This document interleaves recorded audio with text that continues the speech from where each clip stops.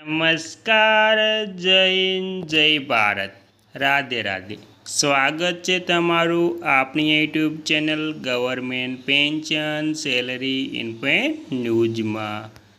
તો આજે આપણે વાત કરવાના છીએ કે ગુજરાત રાજ્યના તમામ વિધવા બહેનો પીએફ પેન્શન શરૂ રાખવા માટે, એટલે કે ગુજરાત રાજ્યના વિધવા બહેનોએ તેમનું પેન્શન શરૂ રાખવા માટે તારીખ 31 જુલાઈ પહેલાં આ કામ ફરજિયાત કરવું પડશે, નહીંતર પેન્શન નહીં મળે.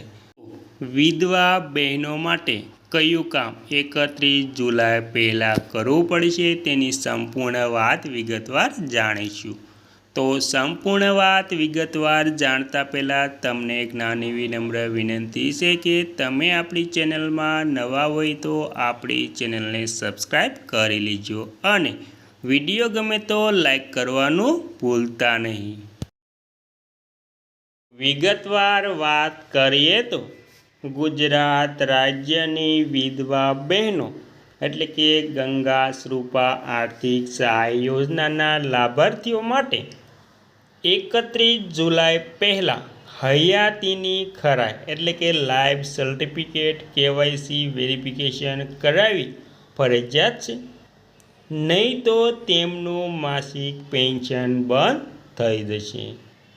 ગુજરાત સરકારના મહિલા અને બાળ વિકાસ વિભાગે તેમને મામલતદાર કચેરીઓ દ્વારા આ અંગે કડક આદેશ જાહેર કરવામાં આવ્યા છે.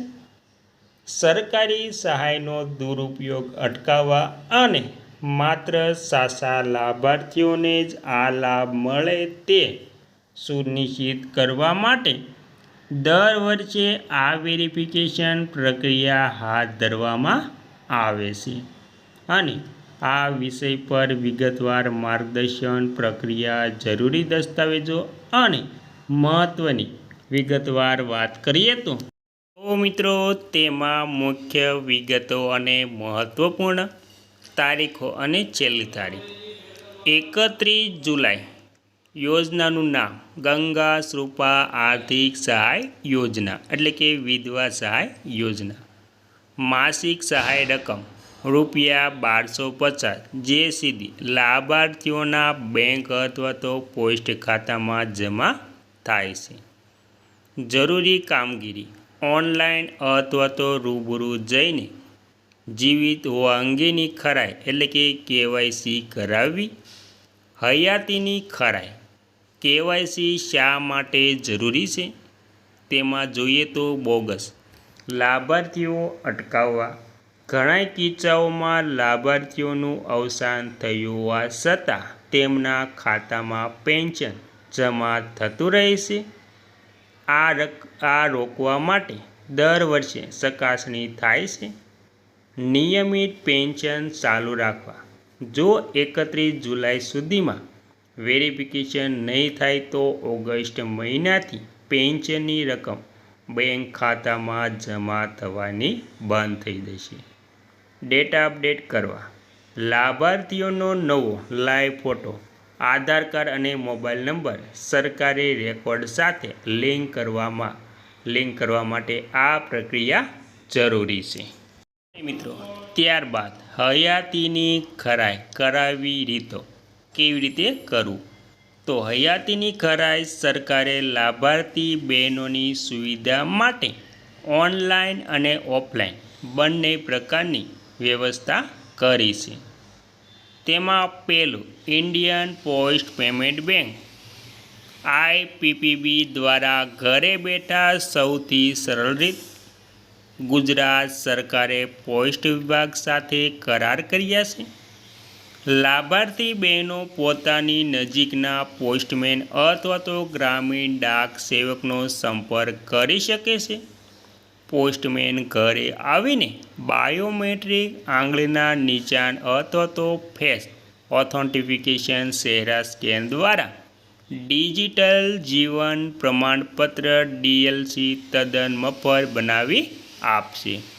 બીજું, મામલતદાર કચેરી અથવા મહિલા અધિકારીની લાભાર્થીઓ એટલે કે કચેરીના લાભાર્થી બહેનો પોતાના તાલુકા મામલતદાર કચેરી અથવા જિલ્લાની મહિલા અને બાળ અધિકારીની કચેરીએ રૂબરૂ જઈ શકે છે.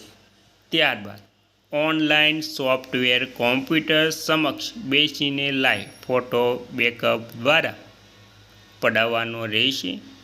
જન સેવા કેન્દ્ર અથવા તો ઈ ગ્રામ સેન્ટર વિશે ગામડાઓમાં આવેલા ઈ ગ્રામ કેન્દ્ર પર અથવા શહેરોમાં જન સેવા કેન્દ્ર CSC પર જઈને પણ આધાર કાર્ડ આધારિત KYC કરાવી શકે છે. મિત્રો, છેલ્લે મહત્ત્વની વાત કરી લઈએ તો વેરિફિકેશન માટે જરૂરી દસ્તાવેજો. જ્યારે તમે વેરિફિકેશન માટે જાઓ અથવા તો પોસ્ટમેન ઘરે બોલાવે ત્યારે નીચેના દસ્તાવેજો સાથે રાખવા ફરજિયાત છે. તેમાં આધાર કાર્ડ, લાભાર્થી મહિલાનો મોબાઈલ નંબર જે આધાર કાર્ડ અને બેંક ખાતા સાથે લિંક હોય, બેંક પાસબુક અથવા તો પોસ્ટ ઓફિસ સેવિંગ એકાઉન્ટની પાસબુકની નકલ, pension order number PPO number અથવા તો વિધવા સહાય મંજૂરી પત્ર, રેશન કાર્ડ. જો વેરિફિકેશન નહીં કરાવો તો શું થશે? તો પેન્શન અટકી જશે. 31 જુલાઈ પછી સિસ્ટમ આપોઆપ વેરિફિકેશન ન કરાવેલા ખાતાઓને સસ્પેન્ડ બ્લોક કરી દેશે.